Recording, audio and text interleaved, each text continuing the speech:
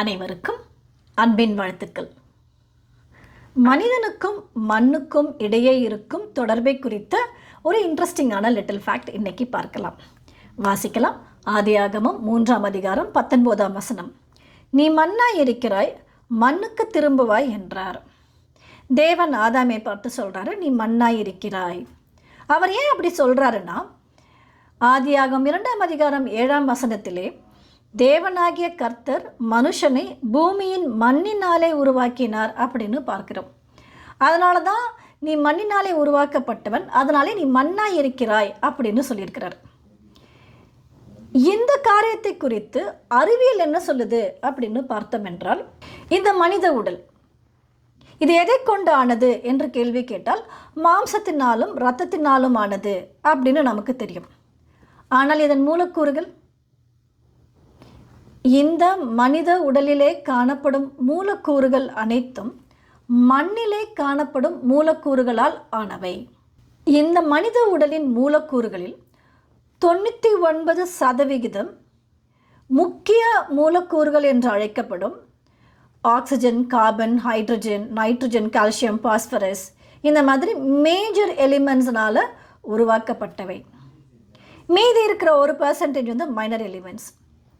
இந்த major elements அனைத்துமே இந்த பூமியோட கிரஸ்ட்லேயே காணப்படுகின்ற எலிமெண்ட்ஸ் தான்.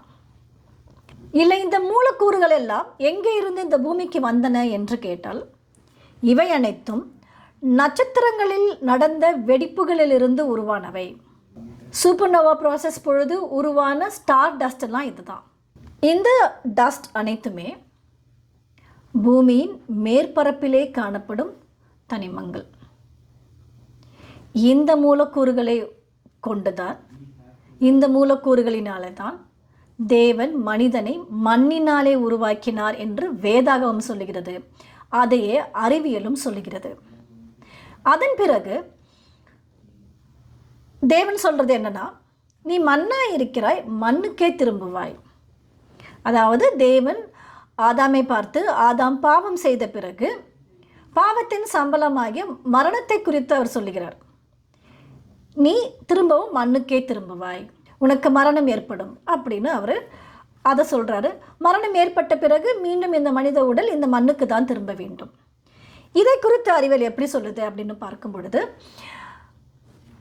ஒருவன் மரித்த பிறகு அந்த மனித உடலில் ஏற்படும் மாற்றங்கள்லாம் என்னன்னு பார்த்தோம்னா, ஃபர்ஸ்ட் நடக்கிறது ஆட்டோலிசிஸ், சுயசிதைவு.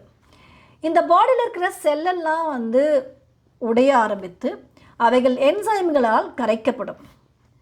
அதற்கு பிறகு பாக்டீரியா சிதைவு.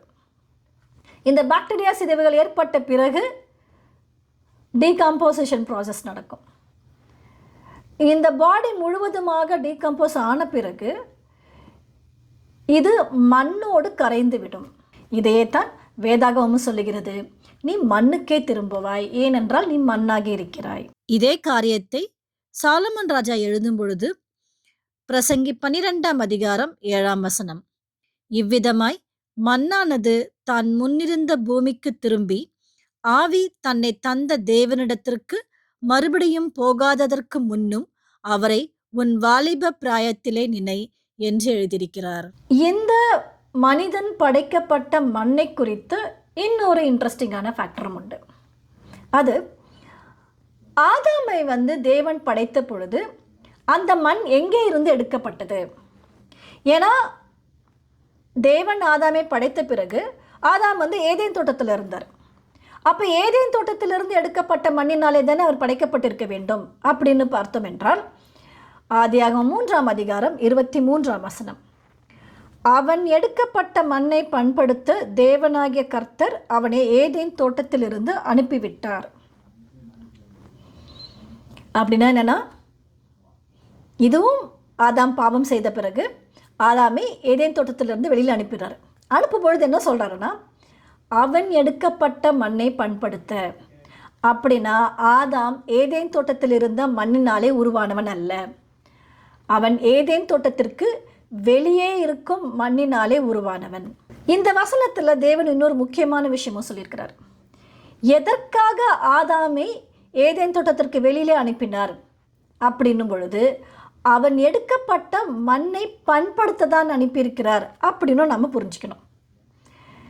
ஆதியாகமம் முதல் அதிகாரத்தில் சிருஷ்டிப்பை குறித்து வாசித்த பொழுது ஒவ்வொரு யுகமும் இந்த பூமியை தேவன் மனிதன் வாழ தகுந்த இடமாக பண்படுத்தி கொண்டே வந்தார் என்று பார்த்திருக்கிறோம். அந்த வரிசையில் இந்த பூமியும் மனிதன் வாழ தகுந்த இடமாக பண்படுத்தப்பட வேண்டும் என்பதற்காகவே ஏதேனிலிருந்து ஆதாமை வெளியில் அனுப்பிட்டார். இப்போ வெளியில் அனுப்பின ஆதாமோட முக்கிய வேலை என்னென்னா, இந்த பூமி முழுவதுமே மனிதன் வாழ தகுந்த இடமாக பண்படுத்தப்பட வேண்டும். ஆதாம் தொடங்கி ஜெனரேஷன்ஸ் ஆஃப்டர் ஜெனரேஷன்ஸ் இந்த பூமி பண்படுத்தப்பட்டு கொண்டே வருகிறது.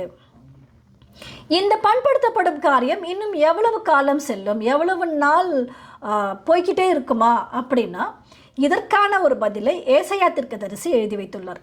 வாசிக்கலாம். ஏசாயா 11ஆம் அதிகாரம் 6 முதல் 9 வரை உள்ள வசனங்கள்.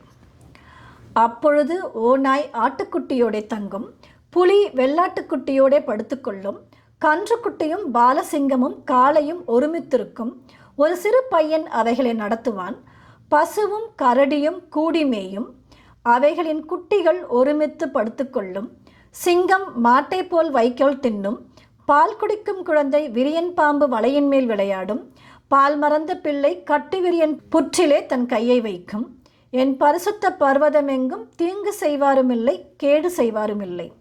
சமுத்திரம் ஜலத்தினால் நிறைந்திருக்கிறது போல் பூமி கர்த்தரை அறிகிற அறிவினால் நிறைந்திருக்கும். இந்த மாதிரி ஒரு காலம் இந்த பூமியில் வரும் வரைக்கும், இல்லை இந்த காலம் வரும் பொழுது இந்த மாதிரி ஒரு சிச்சுவேஷன் உருவாக்கப்பட்ட பின்பு நம்ம சொல்லலாம், இந்த பூமி முழுவதுமாக பண்படுத்தப்பட்டு விட்டது. எப்படி ஒவ்வொரு யுகத்தின் முடிவிலும் தேவன் நல்லது என்று கண்டாரோ, அதே போல இந்த யுகத்தின் முடிவிலும் இந்த பூமி முழுவதும் பண்படுத்தப்பட்டு முடியும் பொழுது இந்த யுகத்தையும் பார்த்து நல்லது என்று தேவன் சொல்வார் அப்படின்றது இன்னையோட லிட்டில் ஃபேக்ட்.